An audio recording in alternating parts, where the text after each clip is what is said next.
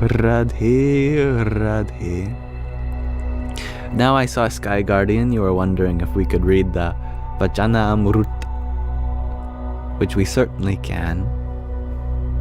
This is a book that you have gifted me, and through me to all of you. You also share that you've been wanting to read this book too, so by reading this, we can help you listen to its words.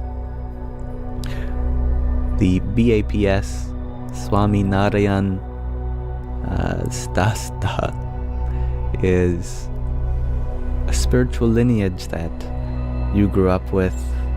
That means a lot to you. And there is so much spiritual wisdom here in this book.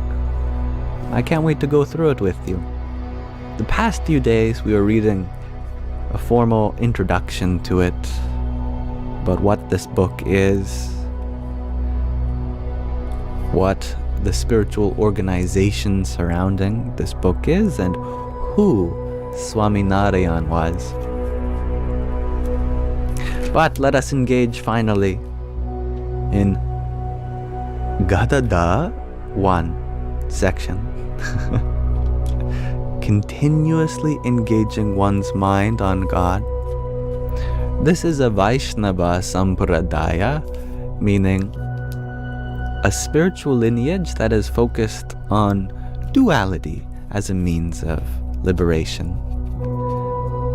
We focus on bringing our attention to divinity in the form of Sri Krishna, for example, in the form of the pervader, Vishnu, the maintainer, the preserver, that kind of quality we see in existence.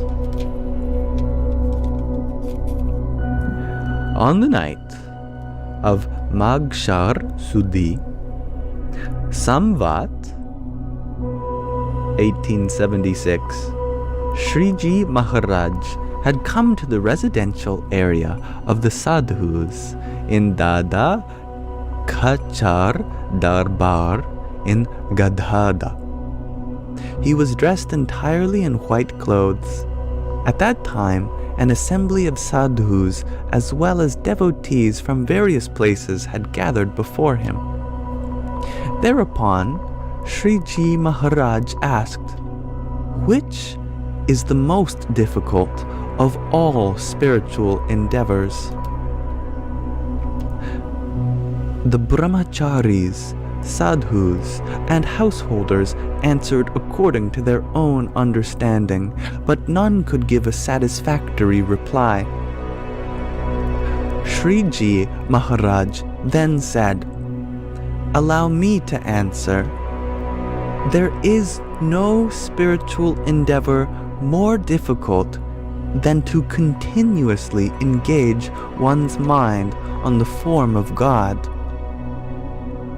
The scriptures state that there is no greater attainment for a person whose mind's vritti is constantly focused on the form of God. Because the form of God is like a chintamani, just as a person who possesses a chintamani attains whatever he desires.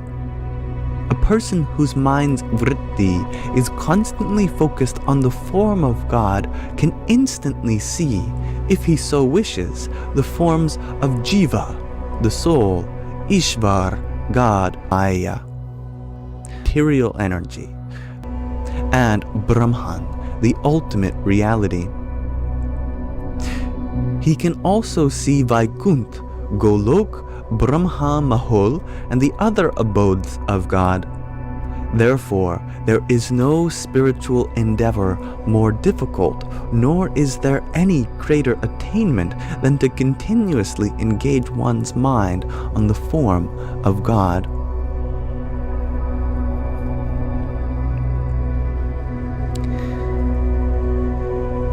It is funny. Many people walk into church.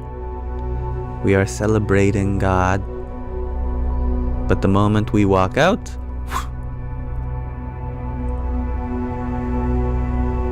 a car nearly hit you. Someone has taken up their sweet time on the exit of the parking lot. My goodness, you want to order that Starbucks? All respect has left the mind. Where has God gone? We were praising compassion and patience and humility and understanding.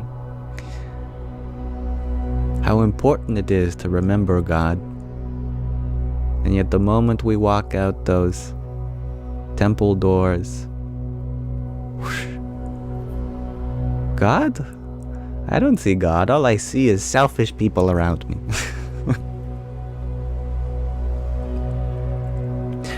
Thereafter, the devotee Govardhan Bhai Sheth asked Shriji Maharaj, "What is the nature of God's Maya?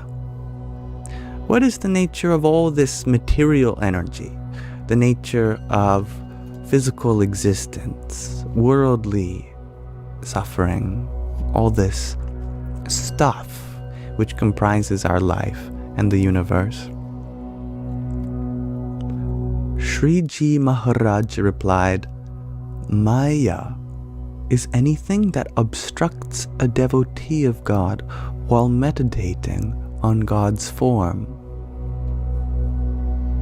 Then Muktanand Swami inquired, "What type of body does a devotee of God attain when he leaves his physical body, which is composed of the 5 bhuts, and goes to the abode of God?" Shriji Maharaj answered, "A devotee who has sought refuge in Dharma Kul will attain, by the wish of God, a divine body composed of Brahman, the ultimate reality. When such devotees leave their body and go to the abode of God, some go by sitting on the Garud, some go by sitting on a chariot, and some go by sitting on a celestial vehicle. This is how they reach the abode of God. Those who have mastered yogic samadhi can actually witness these events."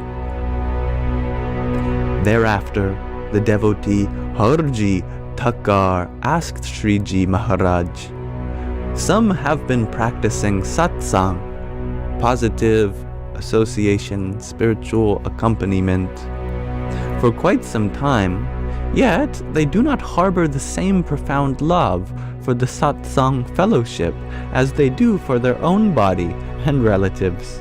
What is the reason for this? What is the reason that some people could be immersed in a spiritual tradition, but still be so focused on themselves more than others?" Shriji Maharaj explained, "Such a person has not fully realized the glory of God. Consequently, when the Sant, by whose association God's glory is fully realized, talks to him about his svabhavs, the person is not able to overcome them. Instead, they bear an aversion towards the Sant. It is due to this sin that one does not develop intense love for the Satsang fellowship. After all, sins committed elsewhere are washed away through association with the Sant, but sins committed against the Sant are washed away only by the grace of the Sant himself, not by any other means. The scriptures also state," some Sanskrit. Let me do my best.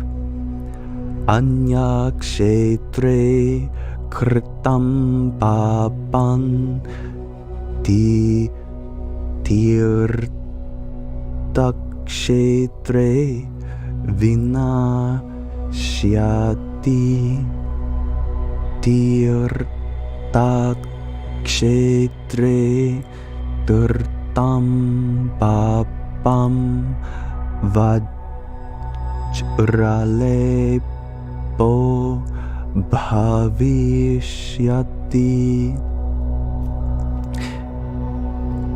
Therefore, If one does not bear an aversion towards the Sant, one develops profound love for the Satsang fellowship. Now, I believe the Sant in question refers to the protagonist of the Satsang, the saint who is leading it. And so, if one has love for them, then naturally they gain the love of the fellow devotees. Correct me if I'm wrong. I'm only inferring the word sant from its context. I actually have never heard that word myself before.